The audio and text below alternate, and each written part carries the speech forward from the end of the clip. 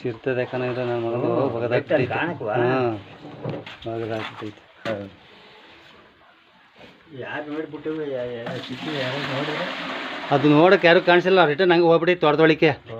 ಕರಿ ಕಡಿಗೆ ಯಾವಾಗ ಹೊಡ್ಬತ್ತು ನಿಮ್ಮಲ್ಲಿ ಎಲ್ಲ ದನ ಹಿಡ್ಕೋತಾರಂತಲ್ಲ, ನಿಮ್ಮಲ್ಲಿ ನಮಗೆ ಫೋನ್ ಮಾಡಿದ್ರು ಕರಿ ಕಿತ್ಕೊಂಡೈತೆ ಅಂತವ.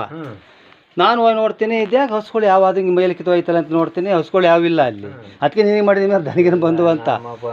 ಅದು ಉದ್ದು ಕಟ್ಟಾಕಿದ್ನಲ್ಲ, ಸುತ್ತು ಹೋಲ್ ಹೊಡೆದ್ಬಿಟ್ಟೈತೆ, ಹೊಡ್ಸಾಡೈತೆ. ಲಾಸ್ಟ್ ಕತ್ತಕ್ಕೆ ಆ ಕಡೆ ಕತ್ತಕ್ಕೆ ಕೈ ಹಾಕಿ ಹೋಗಿ ಬಾಯಿ ಹಾಕಿ ಹೋಯ್ತೆ, ಹಗ್ಗ ಹರ್ಕೊಬಿಟ್ಟೈತೆ. ಹಗ್ಗ ಹರ್ಕೊಂಡು ಈ ಕಡೆ ಕೊಡ್ಬಂದ್ಬಿಟ್ಟೈತೆ ನಿಮ್ಮ ತೋಟದ ಮೇಲೆ. ಇಲ್ಲವ್ರೆ ಕೆಳಗೆ ಅಡಿಕೆ ಮರ ಸುತ್ತೈಕೆ ಅಂದರೆ ಬಿದ್ದೋಗವು.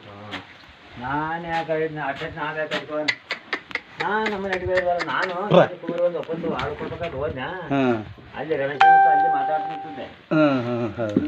ನಮ್ಮ ಅದೇ ಆಯ್ಸ್ಬಾರ್ದಲ್ಲ, ನಿಮ್ಮ ತೋಟ ಬರೋ ನಾವು ಸಿದ್ದು ನಮಗಿಲ್ಲ. ಅಲ್ಲಿ ಅಟಿಕೆಂದ ಹೋಗಿಲ್ಲ ಅಂದ್ರಪ್ಪ. ಅಟಿಗೆ ಹೋಗಿಲ್ಲ, ನಿಮ್ಮ ತೋಟಗೆ ಬರೋ ನಾವು ತೋಟ ಕಡೆಗೆ ಹೋಗೋಣ. ದಾರಿ ಹೋಗ್ತೀವಿ, ಆಯ್ಮನ ಹೊಲದಲ್ಲಿ ನಮ್ಮ ಚೇರ್ಮನ್ ಹೊಲದ್ಮೇಲೆ ಹಸಿ ಬರ್ತೀವಿ. ಅದೇ ನಿಮ್ಮ ಹೊಲ್ಕೋಗೋ ಪದ್ಧತಿ ಅಲ್ವಲ್ಲ.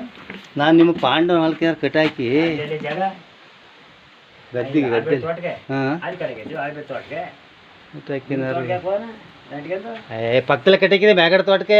ಇದೊಂದ ನಾವಲ್ಲಿ ಇದೊಂದ ಈ ಕಡೆ ದೊಡ್ಡ ತೋಟಕ್ಕೆ ಶಿವನ ನಿಮ್ಮ ಮಧ್ಯೆ ಕಟ್ಟಾಕಿದ್ದೆ, ಇವ ಆ ಕಡೆ ಕಟ್ಟಾಕಿದ್ದೆ. ನಾವಲ್ಲಿ ಆಟ ಬಿಡಬೇಡ, ಅಲ್ಲಿ ಹೋಗಿ ಮಂಟಿ ತಗೊಂಡಿದ್ದೆ. ನಮ್ಮದು ಅಡಿಗೆ ಬಂದ ಕಣೆ ಏನಕ್ಕಣೆ ಅಡಿಗೆ ಬಾ ತಕೊಂಡು ಮಾಡಿದ್ದೆ ಅಲ್ಲೇ ಪಾಪಕ್ಕಂದು ಈಗ ಹಾಂ ಅದಕ್ಕೆ ಹೋಗಿ ಬಂದೆ.